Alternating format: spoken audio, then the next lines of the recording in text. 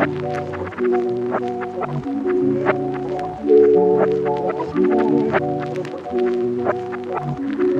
à tous, bienvenue dans ce nouvel épisode de S'Interview pour cette saison 2024. On en est à l'épisode 3 maintenant. Je vous rappelle que vous pouvez retrouver les précédents épisodes sur YouTube et Spotify. Donc c'était l'épisode 1 sur la pédopsychiatrie et l'épisode 2 sur l'addictologie. Mais aujourd'hui, on se retrouve pour un tout nouveau sujet, quelque chose d'un peu différent des deux premiers épisodes. Et pour cela, on va accueillir Manon, qui nous fait le plaisir d'être venue au micro aujourd'hui pour parler de l'internat de psychiatrie en Antilles-Guyane. Bonjour Manon. Bonjour. Et moi, je suis toujours Marie, votre hôte, et Chanice au mixage. Donc maintenant, mettez-vous à l'aise, que vous soyez bien au chaud chez vous, que vous soyez dans le train, dans votre voiture, en retour de stage ou pour y aller, ou même entre deux consultations. On va commencer. Bonjour Manon, merci d'être ici. Est-ce que tu peux commencer par te présenter déjà un petit peu pour nos auditeurs? Ouais. Bonjour, bah, merci à vous de m'accueillir. Donc moi, c'est Manon Goffinet. Je suis interne en 5e semestre, en psychiatrie et voilà, je suis en interchue en ce moment, à Lille depuis quasiment un an. Là, on va revenir un petit peu plus en arrière. On aime bien un petit peu revenir sur les parcours de nos invités. Toi, tu avais fait tes études de médecine dans quelle ville et ton externat dans quelle ville? Alors j'ai grandi au Pays Basque, du coup, la fac qui est rattachée la plus proche, c'est celle de Bordeaux. Donc j'ai fait mes études de médecine à Bordeaux et mon externat aussi du coup. J'ai passé, le CEN en 2021 et puis après j'ai choisi du coup l'internat dans les Antilles-Guyane. Ok. Et du coup, pendant tes études à Bordeaux, est-ce que tu avais pu bénéficier d'un stage en psychiatrie ou pédopsychiatrie? Est-ce que c'était quelque chose de possible? Est-ce que c'était quelque chose qui t'intéressait déjà à l'époque? Alors oui, j'ai commencé à vouloir faire de la psychiatrie quand même assez tôt, je pense au collège. Mais pendant l'externat, très rapidement, je me suis quand même intéressée plutôt à la médecine générale et en fait, c'est en 5e année que j'ai fait, mon premier stage de psychiatrie dans une unité fermée, dans un hôpital psychiatrique à Bordeaux, où ça m'avait pas franchement convaincue à ce moment-là, mais j'avais quand même décidé d'y repasser l'été parce que c'était quand même mon choix de base, plutôt en périphérie du coup, au Pays Basque, à Bayonne, hôpital psychiatrique aussi et là, ça m'avait beaucoup plus plu, j'avais commencé à me projeter pas mal là-dedans et j'ai réitéré l'expérience l'été d'après en tant que FFI, avant le choix de stage justement, enfin avant le choix des ECN pour être sûre de ce que je voulais et ça a confirmé mon choix et c'est comme ça que du coup j'ai choisi la psychiatrie.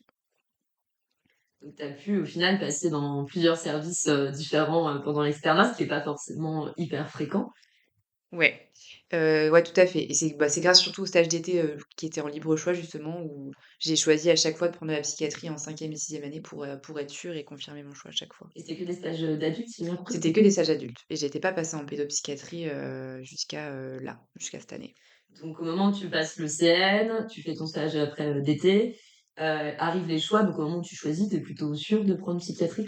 Là, je suis complètement sûre, puis, j'avais eu quand même une super chef de service à ce moment-là, qui m'avait aussi confortée dans mon choix, en me disant que voilà, ça se voyait qu'aussi j'étais à l'aise, avec les patients en psychiatrie, je m'étais super bien intégrée à l'équipe et je me sentais bien en fait, voilà, dans ce service-là. Des choses qui te faisaient quand même un petit peu hésiter, de prendre psychiatrie, par exemple, des choses auxquelles, tu «renonçais» entre guillemets, par rapport à l'autre choix qui était la médecine générale? Ouais, bah, tout à fait, bah, je pense, la somatique, justement, enfin, parce que j'étais quand même très intéressée par la somatique et c'est pour ça que, pendant un moment, j'ai hésité, enfin, on en parlera peut-être après, mais, à faire de la gérontopsychiatrie, justement parce que je trouvais que ça alliait quand même beaucoup, la somatique et la psychiatrie. Donc c'est un choix qui m'a longtemps, enfin, fait hésiter après, pour l'option et donc ouais, c'était renoncer à la somatique. Après, je trouvais que ça restait quand même une spécialité clinique où on avait beaucoup de contact avec le patient et où je me disais qu'en gros, si j'avais envie de faire la somatique, je trouverais forcément moyen de le faire, même en psychiatrie. Donc pour l'aspect, c'était plus ou moins tracé, et pour la ville, ça s'est passé comment? Parce que tu étais Ouais. à Bordeaux, Mmh. après tu as choisi Antilles-Guyane au final, comment ça s'est passé pour toi ce cheminement? C'est un choix qu'on a longuement réfléchi avec mon copain, parce que, enfin, il fait partie aussi de mon parcours du coup quand même. Qu'il était pas prêt, à enfin, partir du Pays basque à ce moment-là donc mais je me voyais pas du tout faire mon internat à Bordeaux parce que, en toute honnêteté, c'est pas du tout une ville où j'ai accroché, avec, la mentalité bordelaise et la vie bordelaise de manière générale. Et du coup, en fait, on s'est posé la question de trouver un compromis entre un endroit qui était pas trop désagréable pour y vivre. Je pense que les Antilles, c'était plutôt pas mal et pas des gros CHU parce que moi, je me voyais pas dans un gros CHU et c'est vrai que c'était un bon compromis parce que les Antilles-Guyane, c'est plutôt des petits hôpitaux, il y a beaucoup de périphes, très peu d'universitaires quand même et un cadre super agréable pour y vivre et puis, il y avait quand même la question de la psychiatrie transculturelle qui m'intéressait déjà donc ça réunissait un peu tout. Donc pendant un moment, j'ai hésité entre La Réunion et puis les Antilles-Guyane et puis c'est mon classement qui a tranché en fait, je pouvais plus avoir La Réunion donc ça a été les Antilles-Guyane. T'étais déjà partie aussi loin de tes proches, tout seul ou à deux, pendant une longue période comme ça? Et ben, finalement, en fait, moi, quand j'ai commencé mes études à Bordeaux, c'est le moment où mes parents ont déménagé à Lille. Donc finalement, ça faisait déjà un moment que j'étais séparée d'eux par la distance. Aussi loin, non, du coup, mais en tout cas, j'étais déjà habituée à vivre quand même assez loin de ma famille et voilà. Et dans les gens que tu avais pu rencontrer durant tes études de médecine, il y a des gens aussi qui ont pris Antigüiane ou t'es partie un peu solo comme ça, de tes cours externes? Et ben, j'ai une de mes meilleures amies qui est partie à La Réunion pour le coup, faire de la pédiatrie. C'est pour ça que j'étais très intéressée aussi par partir à La Réunion, c'est que je savais que j'avais quelqu'un aussi, qui partait là-bas. Mais non, du coup, les Antilles je connaissais vraiment personne et pour le coup, non, c'était, une découverte totale, j'avais pas de repères là-bas. Et là, tu as fait 1 an, 2 ans d'internat en Antilles-Guyane avant ton interchute? 1 an et demi. 1 an et demi. 1 an et demi. C'est vrai que c'est plutôt commun normalement de faire ces 2 premières années dans les Antilles et de partir, la troisième année en interchu. En fait, il faut savoir que dans la maquette des Antilles-Guyane, l'année d'interchu, elle est obligatoire. Donc dans tous les cas, on est amené à partir et souvent c'est l'année de la troisième année, voilà. Merci pour cette présentation qui était plutôt très complète et détaillée. On va pouvoir passer à la partie un petit peu plus sur le cœur du sujet.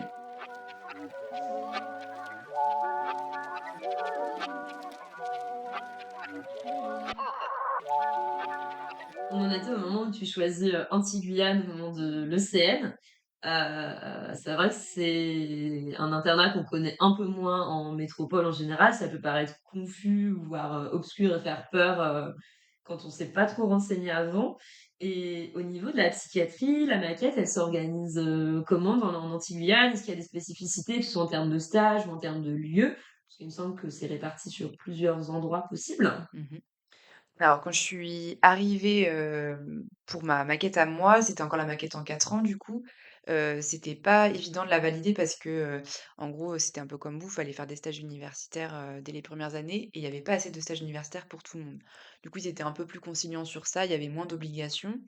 Maintenant depuis cette année, enfin depuis que c'est passé à 5 ans, ils ont quand même, rendu un peu plus, carré, la façon de faire la maquette et en effet, on est obligé maintenant de faire comme vous, les, stages universitaires en première année en psychiatrie de l'enfant et de l'adolescent et en adulte. Donc c'est un peu comme vous, sauf que oui, comme tu dis, c'est réparti sur plusieurs régions, donc la Martinique, la Guadeloupe et la Guyane. En soi, il y a aucune obligation de passer par, les 3 régions. C'est plus que si on veut diversifier son parcours, comme il n'y a pas non plus de multiples propositions dans chaque région, c'est plus intéressant d'aller dans les 3. Mais on sait que la plupart des internes, vont faire, souvent la Martinique et la Guadeloupe. La Guyane est un petit peu moins prisée parce que déjà c'est plus difficile en termes de mode de vie, et puis que les stages sont moins encadrés aussi. Alors c'est un peu en train de changer, mais en général, voilà, tous les internes passent par, la Martinique et la Guadeloupe et la Guyane, ça dépend un peu du désir de chacun finalement. Et les promos d'internes, c'est des promos de combien en Antilles-Guyane?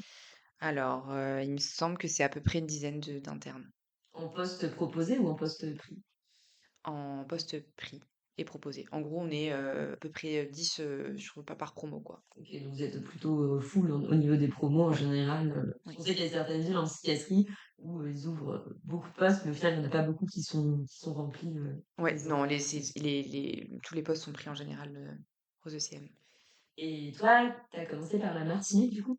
J'ai commencé par la Martinique, parce que, en gros, les stages qui m'intéressaient, c'était, passer par, les urgences psychiatriques dès le départ pour, faire de l'aigu dès le départ, en gros et du coup, il y avait un stage qui était assez intéressant, qui est un stage intersectoriel qui permet de balayer, enfin, tu on fait 2 mois d'urgence, 2 mois, de soins intensifs psychiatriques, et 2 mois de psychiatrie de la personne âgée et comme, j'avais dit au début, la gérontopsie m'intéressait un peu, ça me permettait de déjà balayer, plusieurs services dès le départ et de faire de l'aigu. Donc j'ai commencé par la Martinique Et après là, tu es arrivée en interchu après la Martinique au final? et je suis arrivée, ouais, en interchu après la Martinique. Au niveau de l'organisation de l'internat aussi, parce que là, toi, tu es en interchu, mais est-ce que c'est quelque chose qui est obligatoire dans votre parcours, qui est conseillé, qui est facile d'accès? L'interchu est obligatoire, il y a une année obligatoire dans la maquette, pour, les internes des Antilles-Guyane. Ma promo, on va dire, a échappé à l'obligation d'aller à Paris, mais la promo, en dessous de moi sera obligée de faire son année d'interchu à Paris et de préférence, alors pour ceux qui ont pris l'option pédopsychiatrique, enfin, c'est même pas de préférence, c'est obligatoire de passer par la Maison de Soleil, du coup. Voilà, c'est parce qu'en fait, la coordinatrice, de l'option psychiatrie de l'enfant et de l'adolescent depuis, cette année et c'est professeur Moreau, en fait, et du coup, voilà, il y a quelque chose qui s'est organisé comme ça, entre les services ses services à elle et puis les services des Antilles Guyane. Donc il y aura moins de liberté à partir de maintenant pour choisir son année en métropole. Ouais, on pourra plus faire comme moi, et aller à Lille, par exemple. Et l'année, en métropole, elle est fléchée à un moment précis de l'internat ou c'est juste pendant une phase, donnée, Alors pareil, ma promo à moi, c'était encore possible, enfin c'était assez libre, c'est pour ça que moi j'ai pu partir après 1 an et demi, et la promo qui sera en dessous de moi, ça sera la troisième année, obligatoirement. On sera obligé de faire ces 2 premières années, dans les Antilles Guyane. OK, du coup, au moins c'est plutôt fléché et carré, c'est vrai qu'il y a moins Ouais, de liberté possible, ouais.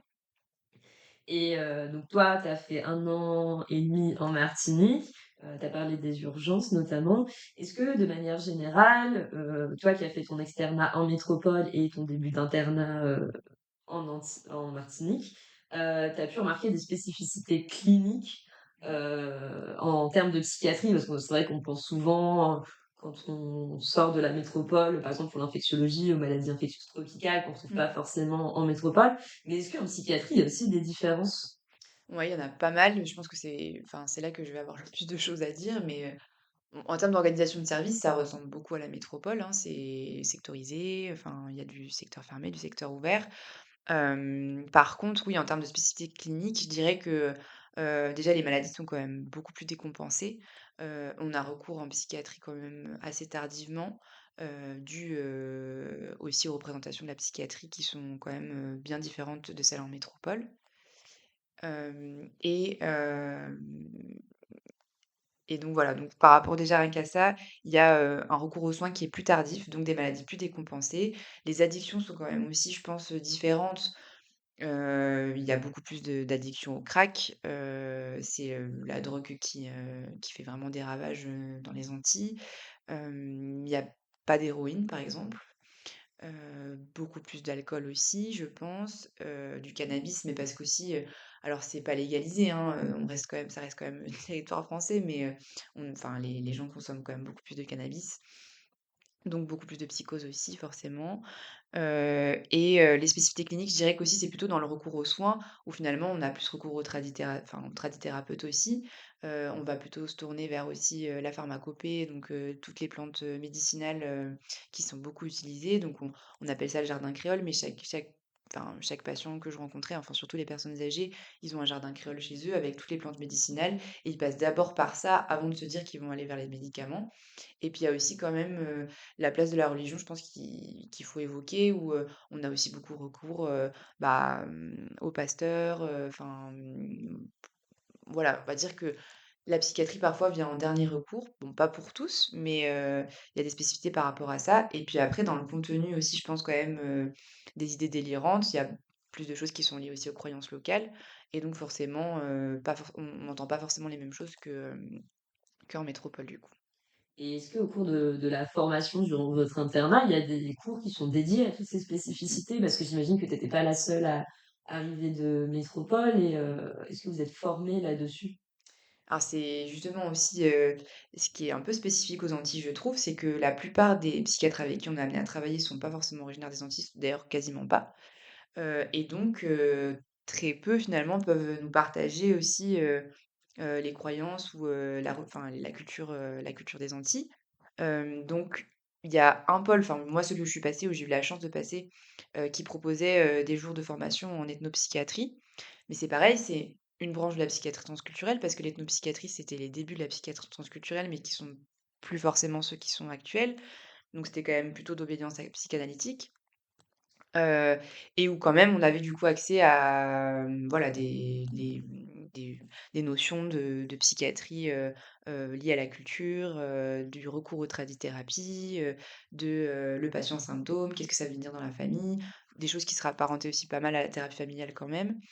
Donc on a eu quelques jours comme ça, mais sinon dans le parcours, de l'interne, moi j'ai eu un cours de psychiatrie transculturelle, qui a été qui a été fait par, notre coordinateur, professeur Amadeo, qui avait beaucoup exercé en Polynésie. Mais du coup, en fait, il a amené des concepts de psychiatrie transculturelle et son vécu en Polynésie, mais par rapport à ce qui se passe dans les Antilles, rien du tout. Et c'est pour ça que, bon voilà, enfin là je m'avance un peu, mais là je suis en train de faire ma thèse là-dessus. En fait, ce que je voudrais prouver dans ma thèse, c'est que justement, beaucoup de psychiatres qui arrivent dans les Antilles sont complètement novices de ce qui se passe dans les Antilles et des représentations et que ça serait important, je pense qu'on ait un socle commun par rapport à ça, pour, regarder la maladie psychiatrique aussi dans les Antilles, pas comme un occidental et pas comme avec la culture, purement scientifique qu'on nous enseigne, à la fac, quoi. Et au final, la formation, elle est plutôt, c'est une démarche personnelle de ce qu'on entend de ce que tu racontes, si on veut vraiment se former sur ces sujets. Et qu'est-ce qui existe? Des DU, des choses comme ça? J'imagine peut-être plus en visio, vu qu'il y a quand même la contrainte géographique en plus. En fait, à part moi je connais des psychiatries transculturelles du coup qui est à Paris, coordonné par le professeur Moreau. Il y en a un aussi, à Bordeaux par, docteur Maistre, mais en fait, c'est pas des DU qui sont accessibles dans les Antilles. Enfin, je m'étais renseignée du coup. Pour l'instant, ils sont pas du tout accessibles en visio non plus. Donc l'idée, c'est que les internes qui passent par Paris en profitent souvent pour le faire pendant leur année d'interchus et sinon, la formation d'ethnopsychiatrie dont j'ai parlé, c'est vraiment propre au pôle intersectoriel pour le moment, de Martinique, mais du coup qui s'est pas du tout étendu ailleurs et c'est très cloisonné et c'est donc très compliqué d'accéder à ces formations-là quand on est dans les Antilles. Ça nous amène, tout ça à la partie, interchu directement, de ce podcast, après avoir un peu détaillé ton début d'internat. Au début, on voulait te poser la question de pourquoi un interchu, mais du coup, bah, c'est obligatoire, dans votre parcours. Mais, comme tu disais, jusqu'à ta promo, il y avait une certaine liberté dans les destinations. Qu'est-ce qui t'a amené à Lille? Parce que voilà, changement au-delà du changement de climat radical, Ça oui. qu'est-ce qui a fait que tu as choisi Lille pour cette année obligatoire? Alors, rapprochement familial quand même, parce que je me suis dit que ça faisait quand même 1 an et demi que j'étais loin de ma famille, puisque comme je l'ai dit, quand j'ai commencé mes études de médecine à Bordeaux, mes parents ont déménagé sur l'île. Donc il y avait cette question-là, c'était de me rapprocher de ma famille. Et puis je m'étais renseignée aussi sur la réputation de la psychiatrie à Lille. Je savais qu'il y avait une formation qui était quand même, de qualité, des stages de pédopsychiatrie qui étaient réputés aussi. Parce que ça, je fais un petit aparté, mais c'est vrai que j'étais pas encore passée en pédopsychiatrie du coup, en Martinique et je me disais que fallait que j'y passe au moment de mon interchut. Parce que clairement, c'est pas que les stages de pédopsychiatrie sont pas bien dans les Antilles, mais il y avait quand même, des difficultés d'encadrement au moment où je devais commencer à choisir ces stages-là et je me disais que c'était le moment opportun. Donc c'était par rapport à ça, et puis, comme ma famille habitait quand même depuis un moment, je faisais des allers-retours, donc je voyais bien que l'ambiance, c'était quelque chose qui pouvait me correspondre aussi, de faire un peu une pause, voilà, dans une ville où il y avait quand même pas mal de vie culturelle, et des gens sympas. Donc tu as pris la ville un peu en premier Mmh. et l'idée du stage, que tu demandes un peu de façon spécifique, elle est venue ensuite? Elle est venue ensuite, bah, en fait, je vous ai contacté, sur Ali2P, en fait et je pense que c'est toi que j'ai eu, Oui. que j'ai appelé aussi du coup. Pour avoir un peu d'informations sur ce qui se faisait en stage de pédopsie et voilà, bah, tu m'as convaincue sur le fait que ça pouvait être une bonne idée. Tu m'as un peu aiguillée sur ce qui pouvait être intéressant et par la suite, après, j'ai trouvé les coordonnées, des professeurs, enfin des coordinateurs sur internet. Je les ai contactés et puis c'est comme ça que, j'ai pu rencontrer après, ma professeure Metchkan, avant mon semestre, enfin avant de choisir où je voulais le faire. On a réfléchi un peu à ce que je voulais faire.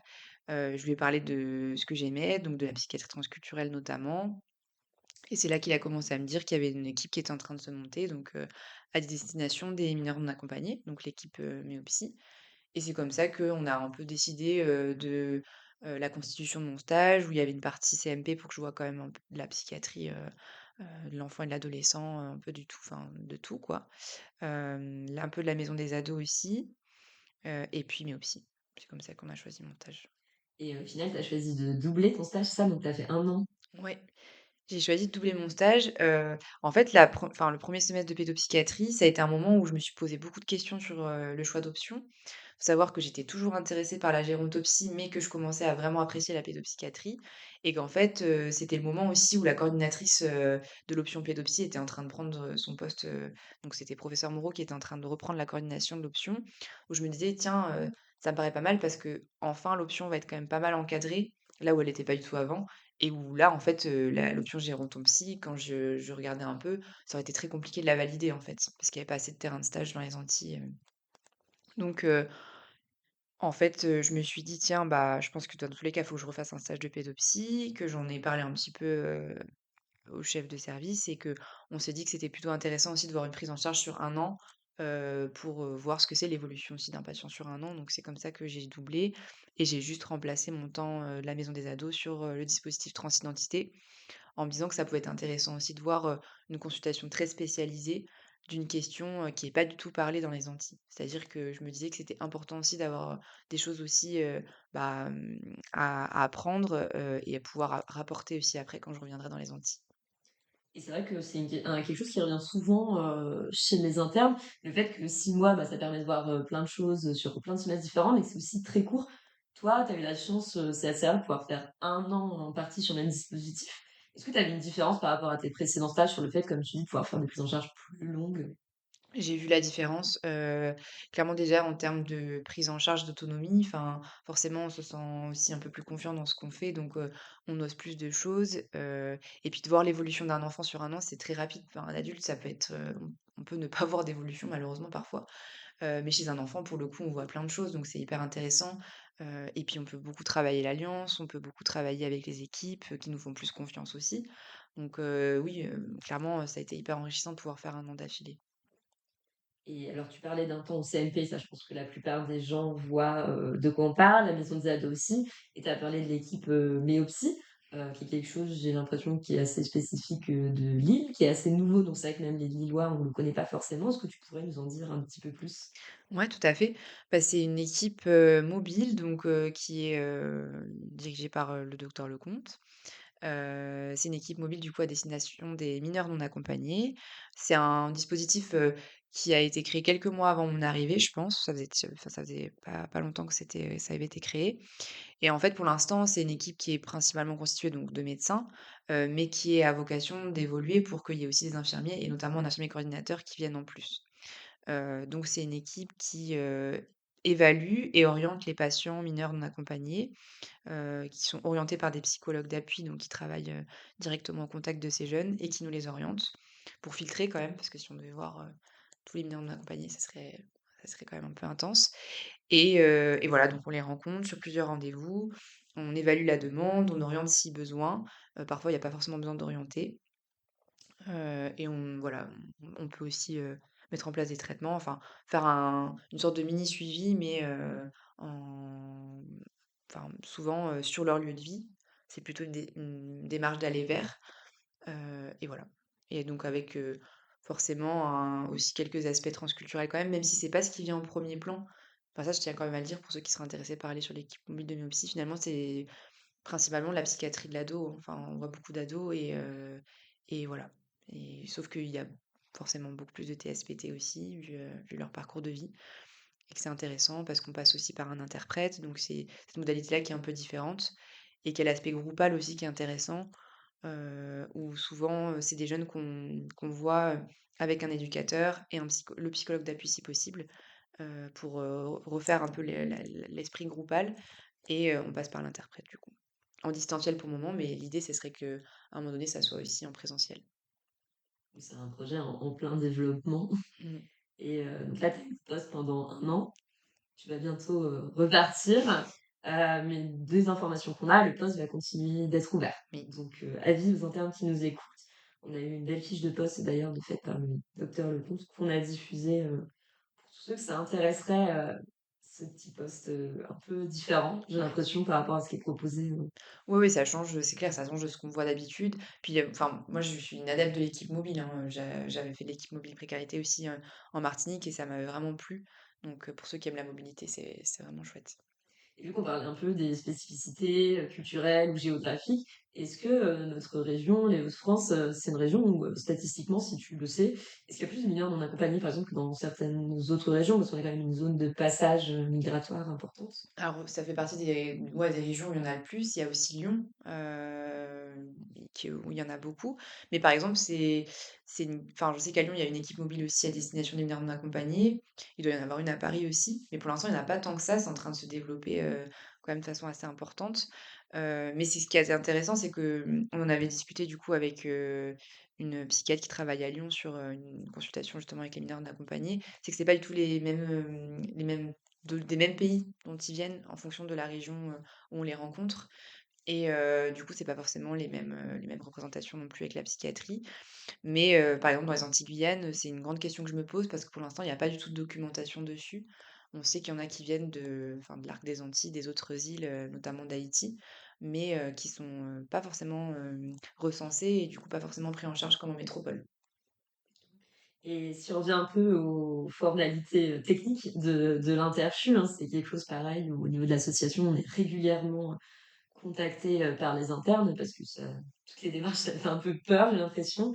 En termes de démarches administratives, qu'est-ce que ça t'a demandé, cette Interchu, d'organisation? Dans quelle temporalité tu t'y es pris? Alors, j'imagine que c'est un peu facilité chez nous par le fait que c'est obligatoire, d'y passer, mais voilà, le tuto, de «Je monte mon dossier d'Interchu», Ouais, alors c'est pas mal de paperasse quand même, c'est vrai, même dans les Antilles, hein. Même si c'est obligatoire, il y a un peu un parcours, on est obligé de passer. En gros, moi, je me suis prise, quasiment 8 mois à l'avance pour commencer à contacter les coordinateurs et j'ai rencontré, Professeur Melchkan parce que je passais à aller voir ma famille, en gros 6 mois avant le début de mon interchu. Mais globalement, on nous conseille 1 an avant de commencer à contacter les personnes et il faut que le dossier soit rempli, 6 mois avant, le début de l'interchu. C'est en gros une communication, enfin c'est 2 dossiers. Un dossier, à destination de notre coordinateur de notre subdivision et un dossier à destination du coordinateur de la subdivision où on veut faire l'interchu. On a besoin de signatures, des directeurs hospitaliers, des coordinateurs et des chefs de service que nous recevons dans les stages. et des lettres de motivation, des choses comme ça, des choses qui expliquent votre projet ou c'est vraiment de la paperasse, plutôt administrative avec des signatures? Alors, normalement, dans le dossier, on est censé faire, ouais, une lettre de motivation et un CV, qui répertorie un peu tous les stages où on est passé en psychiatrie et ouais, ou justifier, en fait, pourquoi on veut faire un interchu. Même si nous, c'est obligatoire, on est censé, justifier de la ville où on allait puisque c'était pas encore fléché à Paris. Pourquoi, cette ville-là? Pourquoi ces stages-là? De justifier, ouais, nos choix, en fait. Ouais. Là, on arrive quasiment à la fin de ton année d'Interchu, c'est dans un mois. Si tu devais faire un petit bilan, au niveau des avantages, de cette Interchu et après on parlera des inconvénients pour, contrebalancer. Alors, les avantages de l'Interchute, en tout cas de le faire à Lille, c'est d'avoir pu bénéficier quand même de la formation, parce que du coup, j'ai pu participer à tous les cours de psychiatrie. C'est de pouvoir s'inscrire aussi à des DU qu'il n'y a pas forcément dans la ville où on est, donc même sans être des Antilles-Guyane, parfois, voilà, moi j'ai pu faire le DU psychotrauma de l'enfant et de l'adolescent, que j'aurais pas pu faire du coup si j'avais été dans les Antilles-Guyane. Et les avantages, c'est aussi de découvrir du coup, bah, mine de rien, une culture psychiatrique différente puisque je pense que dans chaque ville aussi, c'est pas les mêmes pratiques, encore moins donc du coup forcément entre les DOM-TOM et la métropole.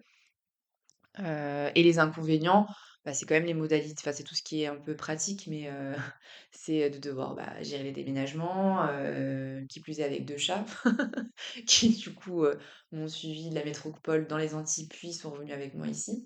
Mais bon, ça c'est un petit détail, mais toute la partie, bah, rechercher des appartements à distance, c'est pas évident. Ouais, donc toutes ces parties-là pratiques, c'est quand même assez compliqué, donc c'est des coûts aussi financiers.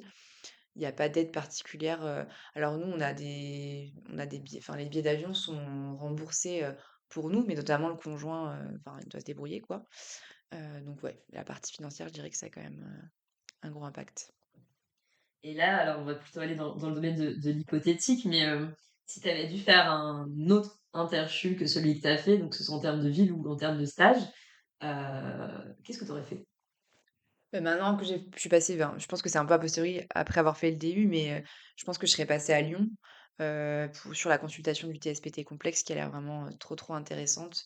où justement il y a, bah, enfin, des consultations avec des mineurs non accompagnés qui ont vécu du trauma et qui sont aussi, très à la pointe au niveau de la pédopsychiatrie, et de la formation.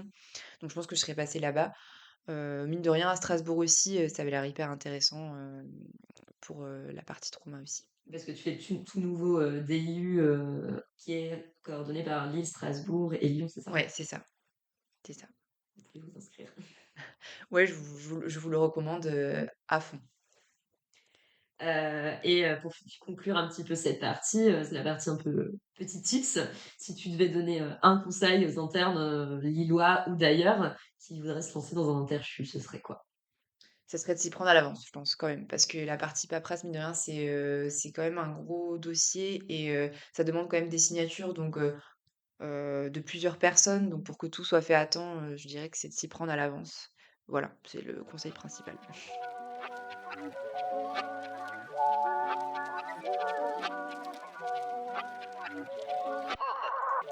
On a beaucoup détaillé l'Interchu, ton internat dans les Antilles, avec des sujets pas toujours évidents. On va passer à la partie un petit peu des questions plus fun. Mmh. Et avec notre désormais tradition, on va commencer la partie questions fun par une question pas fun. On a beaucoup parlé des représentations autour de la psychiatrie de façon générale, autour des patients, de la clinique qu'il pouvait y avoir, que ce soit dans le cadre des dom-toms, dans le cadre des mineurs non accompagnés, des parcours migratoires. Euh, mais est-ce que c'est quelque chose qui existe aussi un petit peu, les clichés, les a priori, sur les internes? Donc, si je dois un petit peu réexpliquer enfin, expliciter la question, est-ce que tu as senti des a priori sur le fait que tu venais des Antilles? Comment ça s'est passé pour toi? Ouais, bah, merci pour ta question parce que c'est vrai que ça a été compliqué comme mon arrivée. Donc déjà, je pense de devoir m'adapter à un service, j'étais, forcément aussi plus stressée parce que je connaissais, vraiment personne pour le coup. Je devais tout recommencer à zéro. Mais j'ai eu l'impression, ouais, que je devais quand même faire mes preuves. Hem, alors peut-être aussi parce qu'il y a pas mal de clichés quand même sur, les Antilles, sur, le fait que c'est des gens qui travaillent lentement, sur le fait que, ouais, ils sont en retard, des choses comme ça. Où j'ai l'impression que, ouais, j'ai dû quand même faire mes preuves et qu'on pouvait aussi, peut-être, sous-estimer, enfin, les internes qui pouvaient venir d'ailleurs, en fait, tout simplement. Mais peut-être que c'est aussi le fait que, c'était moi aussi qui étais, très très stressée à l'idée d'arriver dans un service où je connaissais personne et que je surinterprétais un peu tout, hein. Mais, je pense que ça a pas été facile quand même, ouais. Et ça s'est amélioré au cours de ton année? Ouais, ça a été vraiment, une super année où j'ai rencontré enfin, voilà, une super équipe, des super internes, et où j'ai une super enfin, j'ai un super, souvenir de cette année, je garde un super souvenir de cette année. Maintenant, on peut passer aux questions vraiment fun. Tu aimerais être quel genre de PH, de praticien quand tu seras plus grande? Alors dans l'idéal de l'idéal, ça serait de pouvoir déjà avoir une activité adulte, une activité enfant, parce que je garde, enfin, cette envie quand même de voir, des enfants et des adultes. T'as pris l'option au final ou pas? J'ai pris l'option. J'ai pris l'option, et d'avoir un temps sur une équipe mobile. Et d'avoir un temps, où je travaille le trauma. Voilà, globalement. Et est-ce que tu te projettes, déjà de façon précise sur un projet en métropole, de retourner aux Antilles? Tu te laisses la fin de ton internat? Parce que si j'avais bien compris ce qu'on disait tout à l'heure, la fin de ton internat, tu devras retourner en Antilles-Guyane? Là, ouais, en novembre, je repars après ma mise à dispo dans les Antilles, pour 2 ans et demi. Alors, c'est une question qu'on se pose beaucoup, bah, pareil avec mon compagnon quand même parce que c'est, déjà enfin, ça fait quand même, 5 ans qu'il aura un peu bourlingué partout. Donc, on se pose la question. Moi, je serais intéressée quand même peut-être par la Synana partagée entre, les Antilles justement, et peut-être, un CH de métropole. Mais pour l'instant, ça se fait qu'avec Paris, donc, c'est dans l'idée que j'accepte aussi de travailler à Paris, donc, on verra. Et la question la plus importante, qu'en pensent les chats?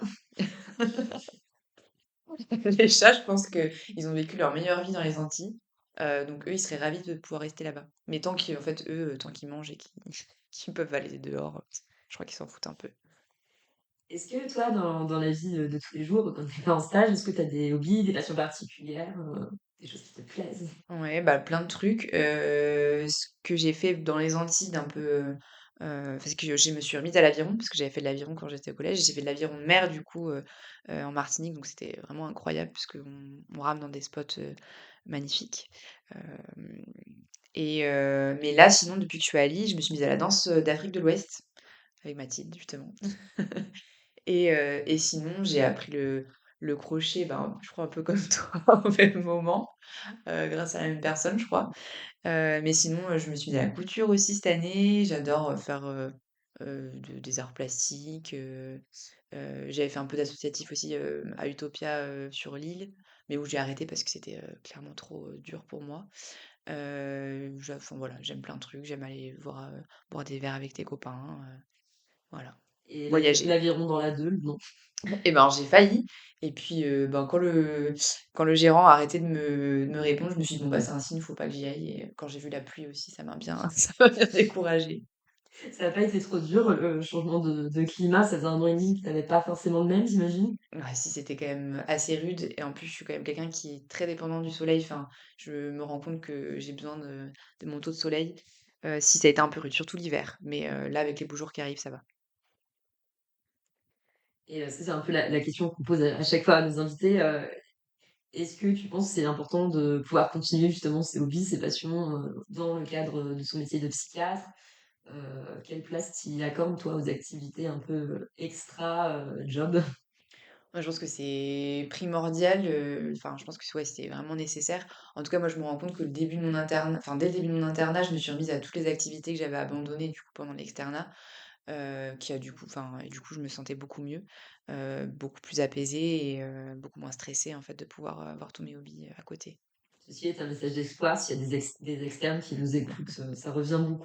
Courage, le bout du tunnel est proche. Si on fait une petite mise en situation, imagine que tu viens de passer une journée, de merde. Qu'est-ce que tu fais pour te détendre? Tu as déjà commencé un petit peu à répondre à cette question. Ouais, ben, je pense quand même que, le truc que j'aime le plus faire, c'est manger et que je suis avec un cuisinier, c'est pas pour rien. Donc je pense que je mange un bon truc préparé par mon chéri et voilà. Tu as pu découvrir la gastronomie lilloise au cours de cette année aussi. Ouais, complètement. Bah, les estaminets, ouais, et puis, pas longtemps, j'ai découvert le Cheval Blanc qui est apparemment une institution et ça a été une belle découverte aussi. De quel plat tu vas parler en rentrant dans les Antilles? La carbonate flamande, je pense que ça a été ma plus belle découverte, en termes de plat. Et au contraire, un truc que tu pas aimé? Un truc que j'ai pas aimé, bon, la fricadelle, je crois, mais normal, je crois. Je sais pas qui c'est qui aime ça. Et pour terminer, un peu la question aussi, traditionnelle, un petit peu décalée, ce serait quoi la pratique, l'objet ou la chose la plus étrange ou décalée, que tu aimerais intégrer à ta pratique plus tard, si c'était possible? Vraiment, il y a pas de limite, seule ton imagination est la limite. Mmh, ben, ça fera peut-être pas l'unanimité, mais j'avoue que me former un peu aux plantes médicinales, ça a été quand même un truc que j'ai adoré faire. Juste parce que, en fait, parler de choses dont les patients enfin, auxquelles ils croient, ça a un effet, quand même thérapeutique en soi. Donc m'intéresser à ça, aux plantes médicinales et je suis quand même assez ouverte aux médecines alternatives, je crois, et puis, j'aimerais bien faire de l'art-thérapie en vrai. C'est un beau programme tout ça. Ouais.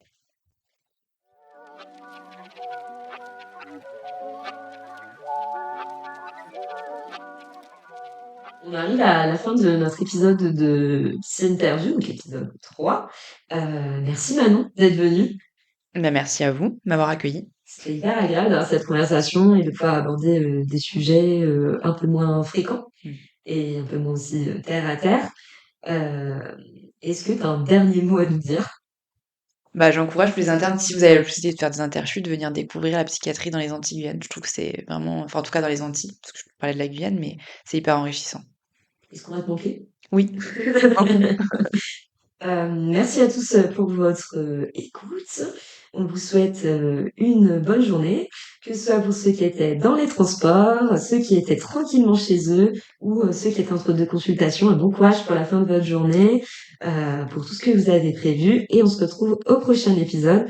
Soyez attentifs, sur nos réseaux pour en connaître le thème et pouvoir également proposer des questions à poser aux prochains invités. Au revoir.